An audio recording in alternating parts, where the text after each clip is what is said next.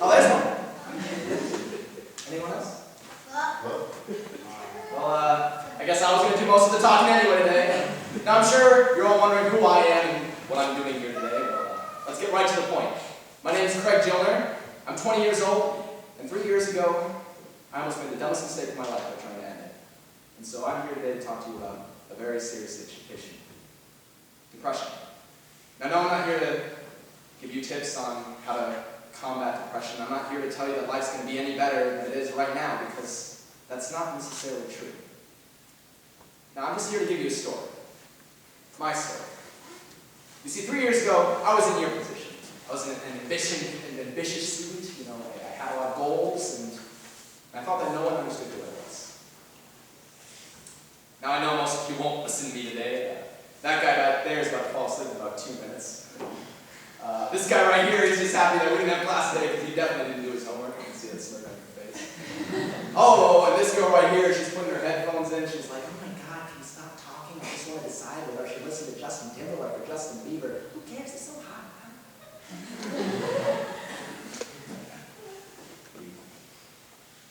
But some of you will. And some of you will take to heart what I have to say today. And for those of you that do, take this lesson and use it. In your own lives, in the lives of others, and in the world. My name is Craig Jillner, and this is my story. According to the Center for Mental Health, 1 out of every 8 adolescents is diagnosed with clinical depression. Now, many people attribute these diagnoses to situations such as abuse and trauma, but many overlook the main causes of depression, such as stress and anxiety. Tens of thousands of people across the nation struggle with depression each and every single day. Many of them look just like you and me. Mendelsohn writes about the struggles of depression and how people can get there in the first place. It's kind of a funny story by Mendelsohn. So 3 years ago, it's funny, it feels like it was just yesterday.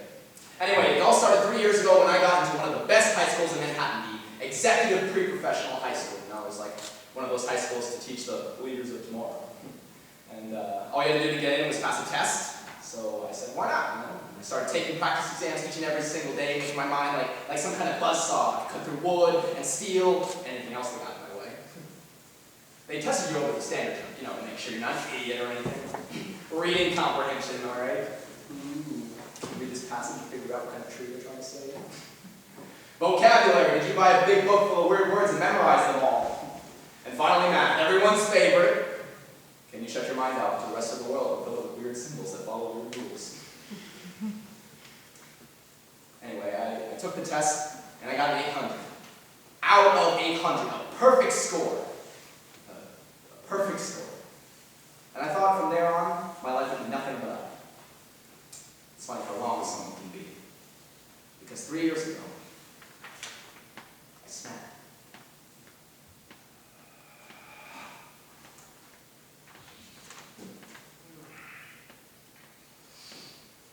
Oh, yeah, hey Dad. No, I just need some time.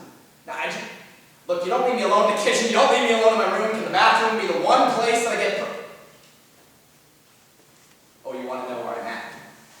You want to know where I'm at, Dad? Well, let me give you a hint. Let me tell you where I'm at. Okay, everywhere I go, everything that I do, I have these tentacles that strangle me. You know, these things that I have to do to be successful. Like last week, my American history class, which necessitated me writing a paper over the guns in the Revolutionary War, which necessitated me going to the Metropolitan Museum to check out those guns, which necessitated me getting on the subway, which necessitated me being away from my phone and email for 45 minutes, which means that I didn't get the email from the teacher asking who needed extra credit, which means that I'm not going to get that extra credit opportunity, which means that I'm only going to have a 93 in the class. Sounds good, right? Except you need a 98 to be successful, because that's the society that we live in. If I don't get a 98 in the class, I'm not going to go to a good college, which means that I won't get a good job, which means that I won't get a good lifestyle, which means that I'll feel ashamed, which means that I'll feel depressed, and that's where we're at. So just shut the damn door. He thinks he can fix every little thing, you know? Like, he's got a solution to everything, you know?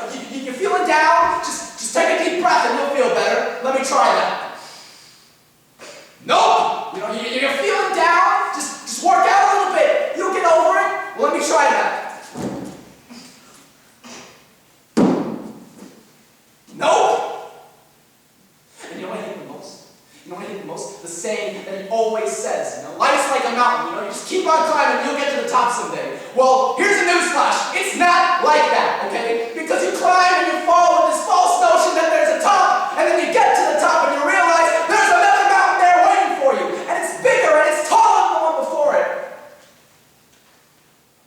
And then you look around and everyone's climbing and falling, and for what?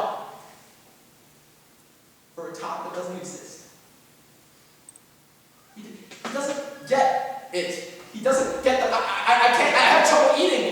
It's like I have a little man in the bottom of my stomach, and the only way he knows how to ask for food is to pull on a rope. But every time he pulls on the rope, it closes the entrance to my throat, so I can't put any food down there. If I just wanted to know that if he stops pulling the rope, that he'll get the food and he'll be fine. He just keeps on pulling, and that just forces me to go throw up everything that I ate 2 minutes later.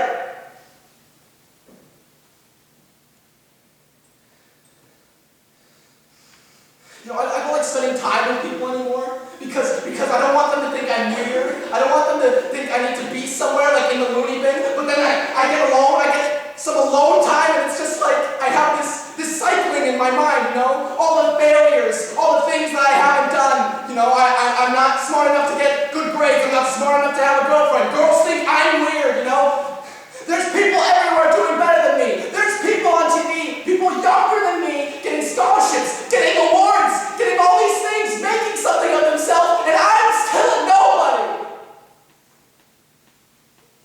When am I not going to be a nobody?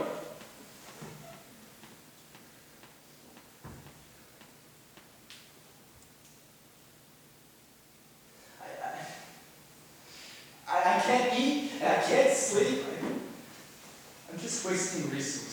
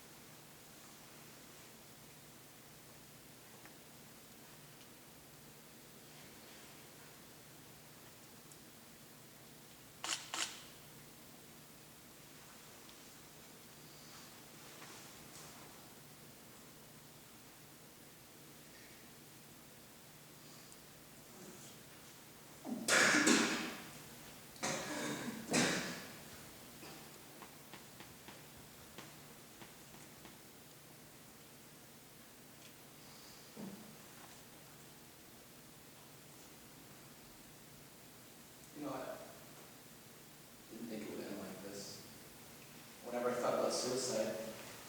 It's something everyone thought about, when you're a kid, who doesn't have suicidal thoughts? It's a path taken by many famous people. Ernest Hemingway, Socrates, Jesus.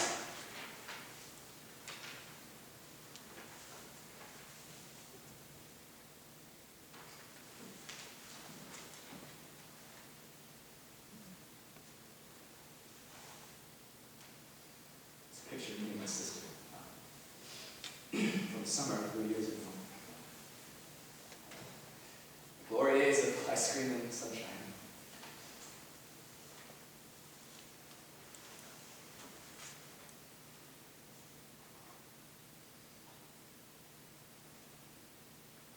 She's not a dud like me. She's not a screw up like me. She's so beautiful. This is going to be tough on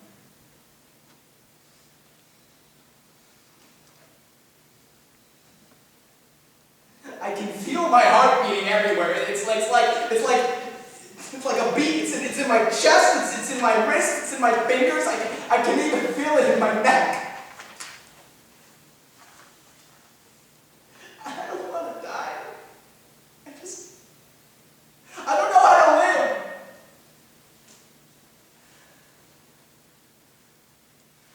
I had to do this, right? Please, I just need a sign. God, please, I just need a sign. A sign that I'm supposed to be here.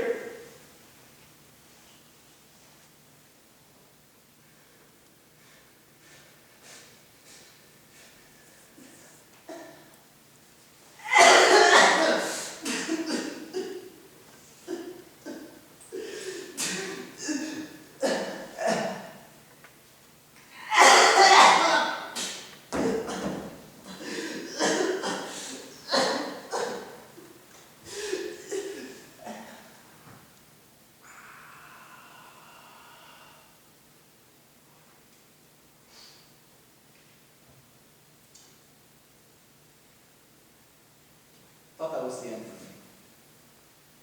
But it wasn't. I got help. With the help of some extraordinary people, I got better. Now, there are a lot of lessons that you can learn from the story today, but if there's one that you do take home, I hope it's this. Life's not about getting to the top of the mountain. Life's about enjoying